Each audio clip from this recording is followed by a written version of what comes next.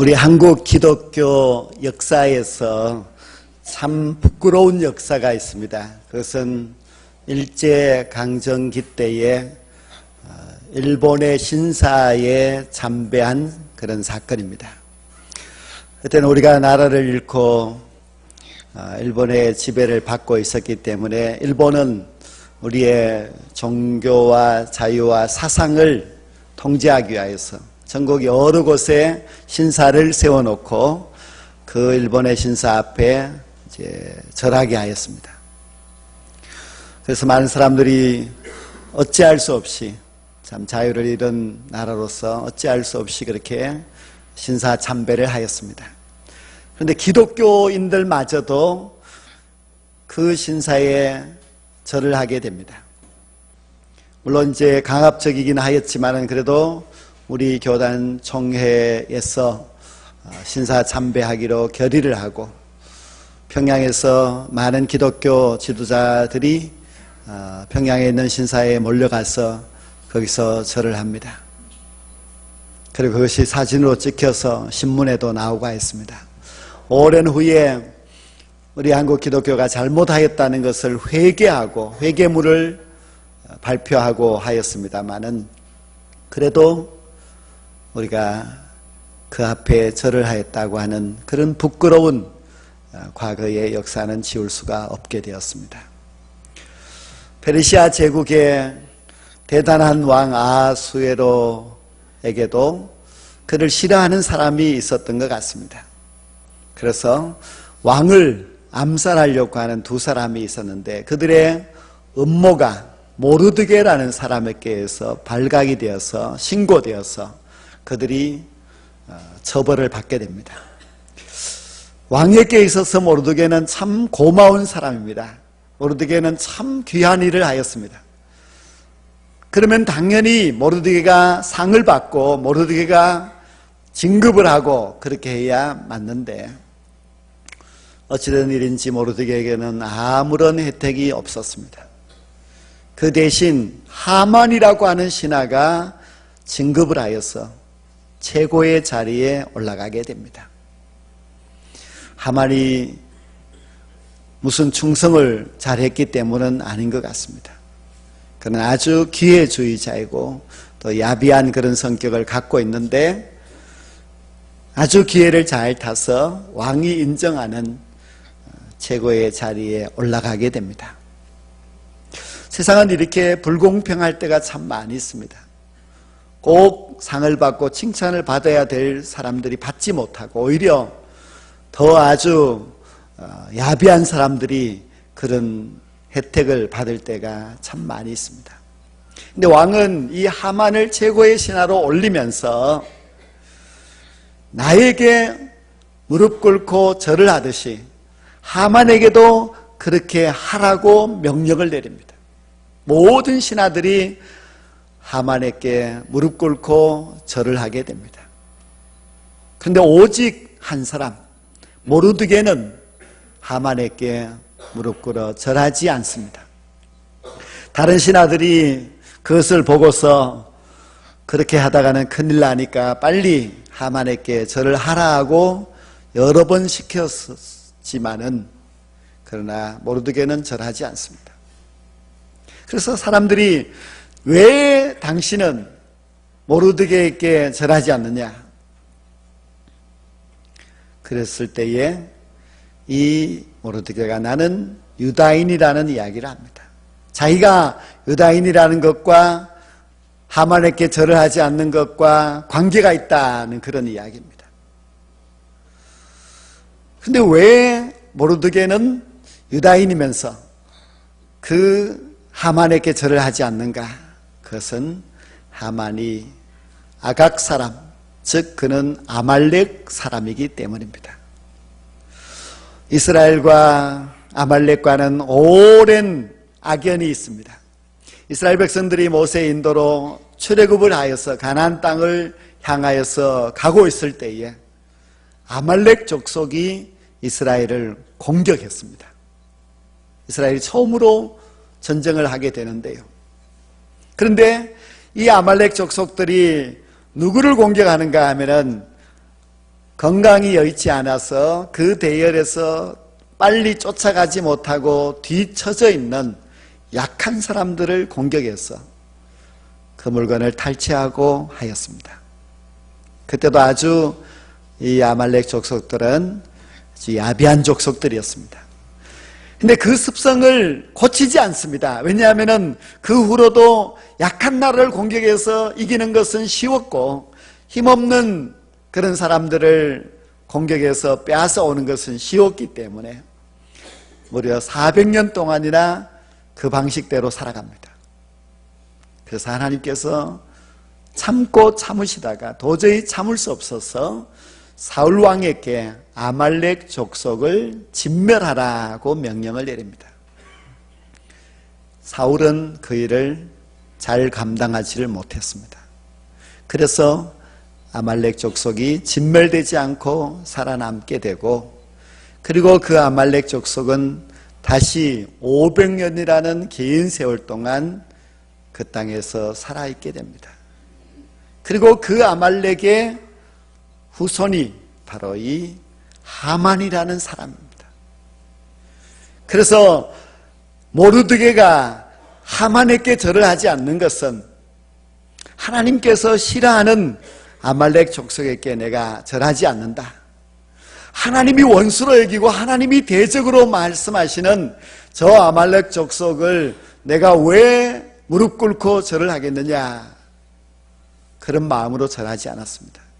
그래서 모르드게는 하나님과의 그 신의를 지킨 것입니다. 하나님이 원치 않으니 나도 싫다, 하나님이 그들을 대적하고 있으니 나도 저들과 함께 할 수 없고 그들 앞에 무릎을 꿇을 수 없다고 한 것입니다.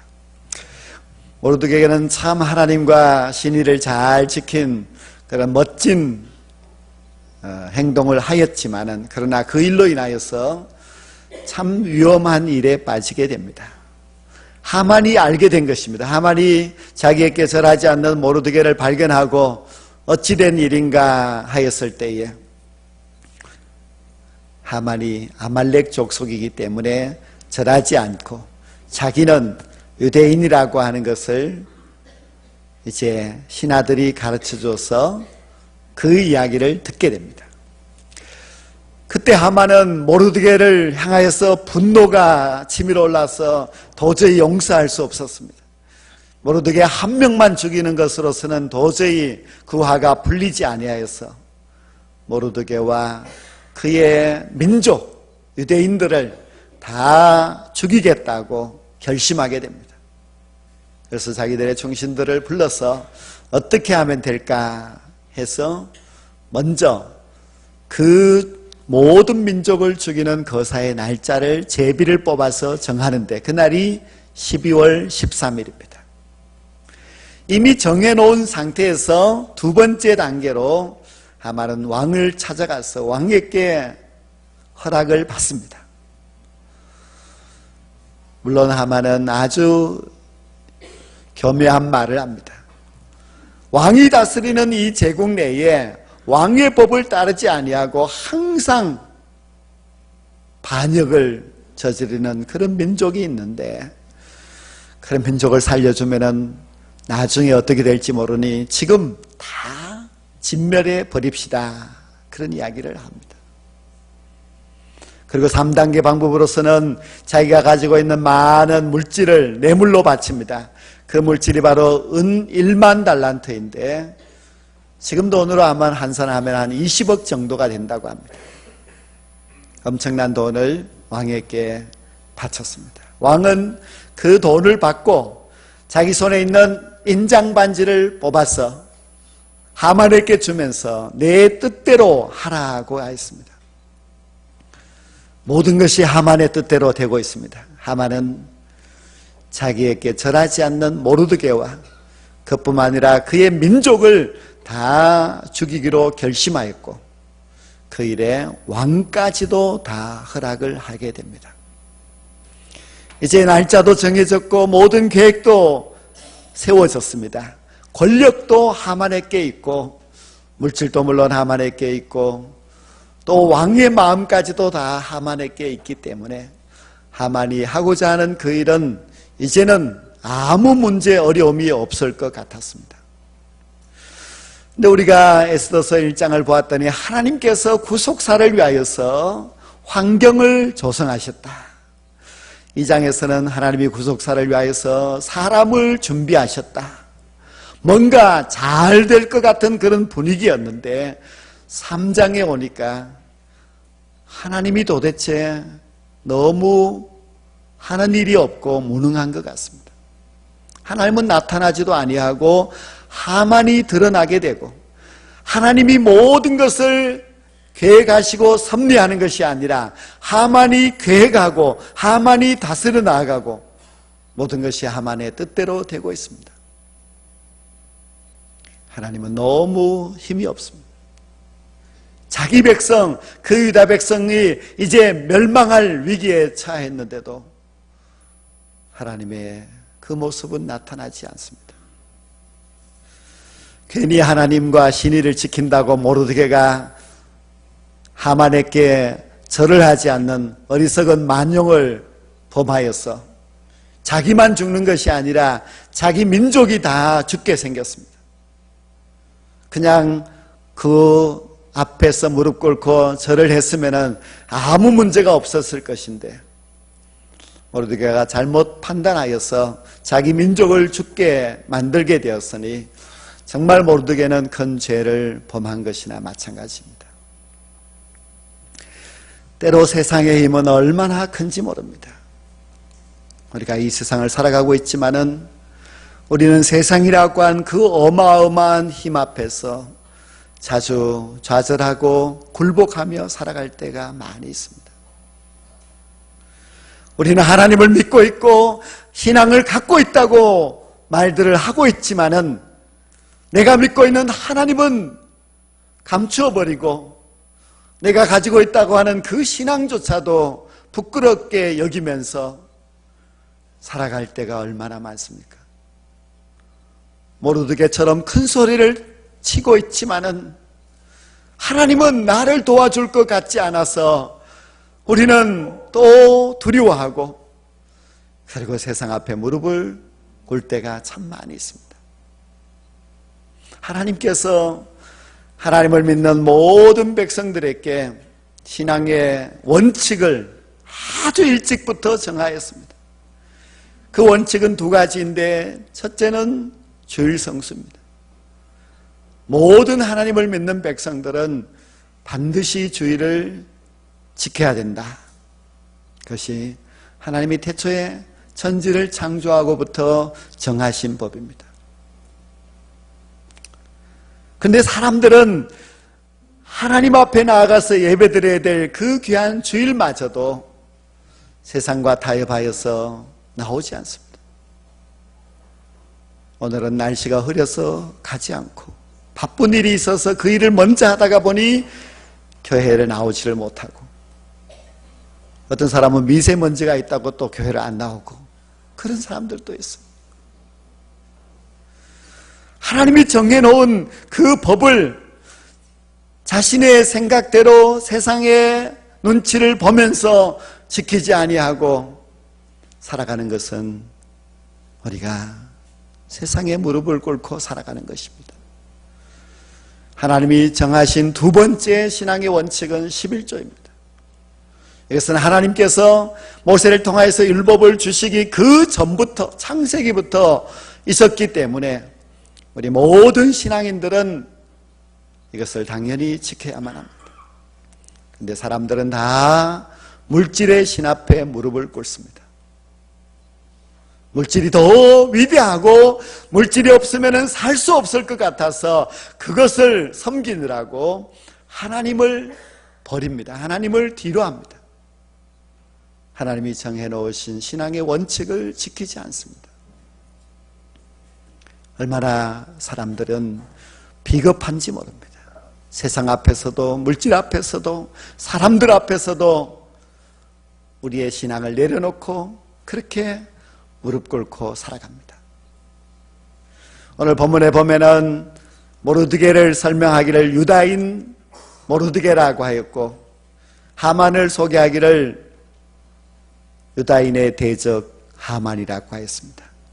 그러면 모르드게와 하만이 싸우고 있는데 일개 신하에 불과한 모르드게와 그 나라의 최고의 신하인 하만과의 싸움이냐? 그렇지 아니하고 하만이 속해 있는 아말렉과 하나님을 섬기는 이스라엘과의 싸움입니다. 더 나아가서는 하나님과 하나님의 대적과의 싸움입니다. 하나님께서 하나님을 대적하는 나라와 또 민족과 그 사람과 싸우고 있습니다. 그럼 과연 누가 이길까? 하나님이 이기실까? 아니면 하만이 이길까? 모르드게는 하나님이 당연히 이긴다고 믿고 있습니다. 하나님은 보이지 않습니다. 그러나 하나님께서 전능하신 분이시기 때문에 하만 정도는 이길 수 있다고 믿고 있습니다. 모르드게는 하나님은 살아계시고 하나님은 역사하시고 하나님은 전능하신 분이시기 때문에 하만은 아무것도 아니요, 또 하나님이 대적하고 있는 아말렉도 아무것도 아니라고 그는 믿고 있습니다. 우리는 모르드게의 신앙을 참 귀하고 위대하게 생각해야만 합니다. 지금 현실은 하만이 최고의 신하이고 왕의 반지까지 갖고 있고, 그리고 모든 유다인들을 12월 14일이 되면은 다 죽일 수 있는 권한도 갖고 있습니다. 감히 그 어느 누구도 하만과 대적할 수 없습니다. 이제 모르드게와 민족이 죽게 될 그런 위기에 처하는데도 불구하고 모르드게는 하만이 아니라 하나님이 이긴다고 믿고 있습니다. 왜냐하면 하나님은 살아계시고 전지전능하신 분이시기 때문입니다. 그 막강한 애굽의 군대도 홍해에 빠뜨리시는 분이십니다. 그리고 대제국 바벨론 제국도 하룻밤에 멸망시키시는 분이 하나님이십니다. 우리는 하나님이 위대하심을 모르고 있습니다. 하나님이 얼마나 힘이 강하신지를 모르고 있습니다.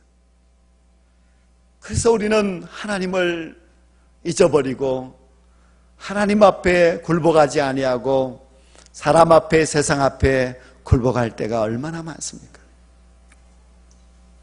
바벨론의 포로로 잡혀갔던 다니엘은 아직도 10대 소년입니다.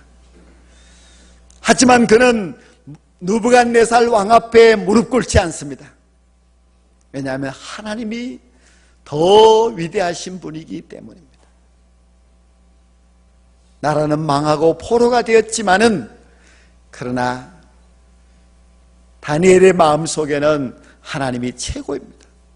하나님이 살아계시지 저 이방 왕도 이방 신도 아무것도 아니라는 것을 믿고 있었기 때문에 그는 굴복하지 않습니다. 다니엘의 세 친구들도 우상 앞에 무릎 꿇지 않습니다. 무릎 꿇지 않으면 풀무불에 던져지게 됩니다. 죽음입니다. 그러나 그 세 친구들은 풀무불이 두렵지 아니하고 우상이 조금도 두렵지 않습니다. 오직 하나님이 위대하시기 때문에, 하나님이 전지전능하신 분이시기 때문에 이방 나라 왕도 우상도 그리고 풀무불도 그들에게는 아무런 위협이 되지 않았습니다. 그래서 그들은 무릎 꿇지 않았고 하나님을 믿는 신앙을 지켰습니다. 그랬더니 하나님께서 다니엘과 그 세 친구들을 바벨론 제국에서 최고의 자리, 다니엘은 총리의 자리까지 올라가게 됩니다. 하나님은 항상 승리하십니다. 우리가 하나님을 믿고 나아가면 하나님이 우리를 이기게 해주십니다. 옛날 출애굽기 1장에 보면은 한 가정에 남자아기가 태어났습니다. 왕은 남자아기는 나일강에 던지라고 합니다. 그러나 이 사람들은 나일강에 던지지 않습니다. 숨겨서 키웁니다. 왕의 명령을 두려워하지 아니하고 하나님을 두려워하였다고 히브리서 11장에서는 말씀하고 있습니다. 얼마나 왕의 명령이 두렵습니까? 그러나 애굽의 왕도 두려워하지 않습니다. 왜냐하면 하나님이 더 크신 분이시고 하나님이 전능하신 분이시기 때문입니다. 그래서 애굽 왕을 두려워하지 않고 왕의 명령을 거역하였더니 하나님께서 모세를 살려주셨습니다. 모세를 이스라엘 민족의 지도자로 세워주었습니다. 왕의 명령이 두려워서 나일강에 던져버렸다면 그런 축복도 그런 복도 결코 받을 수가 없습니다. 우리는 세상 앞에 무릎 꿇지 않아야만 합니다. 세상은 하나님이 다스리고 계시고 세상은 하나님의 그 힘에 미칠 수가 없습니다. 우리는 사람 앞에 굴복해서도 안 됩니다. 세상의 권력이 대단하다고 생각하고 어떻게 해서든지 그 권력의 힘을 빌려서 내가 잘 되어보자고, 세상의 물질이 대단하다고 그 물질 앞에 굴복하여서 물질이 없으면 죽을 것처럼 생각하고 살아가서는 안 됩니다. 하나님이 가장 위대하시고 하나님이 모든 것의 주인이시고 하나님이 우리를 통치하시는데 우리의 생사 화복을 다 하나님이 주관하고 계십니다. 모르드게는 그래서 하만에게 무릎 꿇지 않습니다. 어떤 위협이 있어도 생명을 잃어버릴 그런 위기에 처하여도 그렇게 굴복하지 않습니다. 우리는 너무나 좋은 평화로운 시절에 예수님을 믿고 있지만 일제시대와 같이 그렇게 강압적인 신사참배를 강요하고 있는 것도 아닌데도 불구하고 우리는 너무 연약하고 비굴하여서 올바른 신앙으로 살지 못하고 세상 앞에서 굴복하고 살아가고 있습니다. 더 큰 시련과 박해가 다가온다면 더 신앙을 버리고 그렇게 비굴하게 살아가게 되겠지요. 우리는 뜻을 정하였던 다니엘과 같이 하만 앞에서도 굴복하지 아니했던 모르드게와 같이 내 자녀를 세상에 버리지 아니하고 믿음으로 키우고자 했던 이 요게벳과 같이 뜻을 정하고 신앙의 중심을 가지고 살아가야만 합니다. 우리가 세상에 굴복하지 아니하고 오직 믿음으로 살고자 한다면 하나님이 도와주십니다. 하나님이 우리와 함께 하시고 하나님이 반드시 승리하게 해주십니다. 우선 보기에는 모든 것이 다 세상의 힘으로 돌아가는 것 같이 생각될지 모르지만 그러나 그 모든 역사도 나라도 민족도 하나님이 통치하고 계시고 그리고 세상의 힘이 강한 것 같지만은 그 힘을 수천 수억 배로 능가하는 힘이 하나님의 힘이라는 것을 우리가 믿고 우리는 끝까지 하나님의 편에 서서 하나님의 사람으로서 세상을 이기고 나아가야만 합니다. 우리가 무슨 일을 하더라도 무슨 결정을 하더라도 이것이 하나님이 좋아하시는가 하나님이 좋아하지 않는가 생각해 봐야만 합니다. 이것이 하나님의 편에 서는 것인지 아니면 내가 세상의 편에 서는 것인지를 생각해 보고 우리는 끝까지 하나님이 좋아하는 일, 하나님의 편에 서서 살아가야만 합니다. 하나님의 편에 서서 우리가 우리를 위협하는 세상과 또 악한 자들과 대적하며 살아가게 된다면 하나님은 반드시 우리 편이 되시고 또 우리를 구원하시고 우리를 영원한 평안과 안식으로 인도하여 주실 줄로 믿습니다. 모르드게처럼 오직 하나님의 대적과 끝까지 싸워서 하나님의 승리를 높이 드러낼 수 있는 저와 여러분 모두가 될 수 있기를 주의 이름으로 간절히 축원합니다. 기도